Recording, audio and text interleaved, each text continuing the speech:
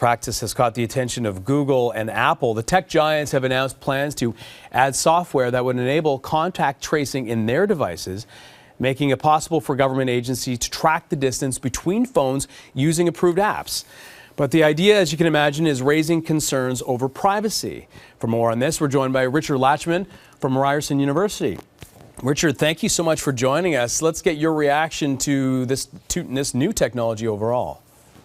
Sure. So there's some really amazing ideas that I think any of us would be happy to hear. If we think our phones might help us get outside our houses and start the economy and start our lives back up again, that sounds on the surface really wonderful.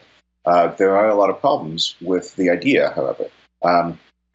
Being able to trace our location is something we haven't figured out in the last 10 or 20 years. We've been talking about being able to do this, and having to rush to this in the middle of a crisis, not necessarily fully understanding how government is going to track that information, who's going to get access to it, and what the implications are for a wider society. That's a bit of a problem. Look, so many questions, because you look at Google and Apple, it's difficult to determine how exactly the software will be presented, designed. You contrast that with what is happening in Australia. 1 million people, I just read, have already subscribed to their app. Different technology altogether. A lot more privacy concerns perhaps with that. Can you sort of outline, what risks we could be looking at?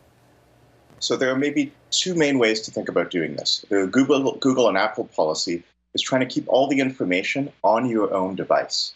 So the idea is there is no central authority that is able to look up where everyone has been and when they have been there. Your device will emit a signal. Other devices can pick it up. They maintain a record of what they're hearing. There's something reported to a central server, but it's anonymous. It doesn't contain a list of your name and your information unless you choose to share it.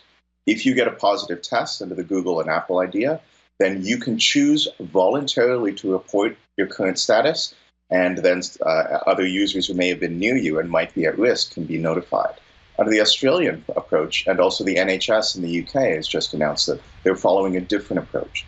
They want a central authority. They want a single server under the control of the Public Health Authority that's able to read all this information and do its own connections. That can be better from an epidemiological point of view. If you're a central health authority, you want to know exactly who is at risk, who might have a positive test, and where they've been. The challenge is, what do you do with that data above and beyond contact tracing? Do you share it with law enforcement? Do you share it with immigration? Do you share it with other countries?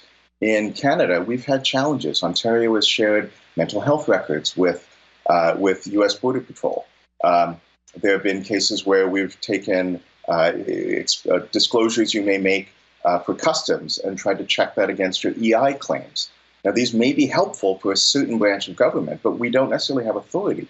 We as society haven't necessarily said, we're comfortable with my government knowing where I am and being able to share that with any agency that it wants in order to enforce what that agency might want to do. And therein lies the conflict, isn't it, between the battle to have public health and protect everyone's health, and the battle to protect people's privacy. And do you find we're going along that line a little too far in some respects? A lot of people are happy to give up certain aspects of their privacy, given the greater good. But what are your thoughts?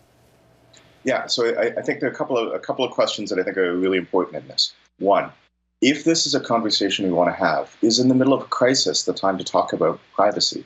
Clearly there's urgency. And if there's a way our phones can help, we want to accept that. But what we might want to see is a government that's fairly upfront about when it's going to use that information and what else it might do. In other words, there might be a promise. We will never use this information for any other claim. We will delete this information after 2 weeks. These kind of promises might give me a little more comfort in saying, I'm okay giving up privacy in the middle of a crisis, knowing that it's not going to change fundamentally society.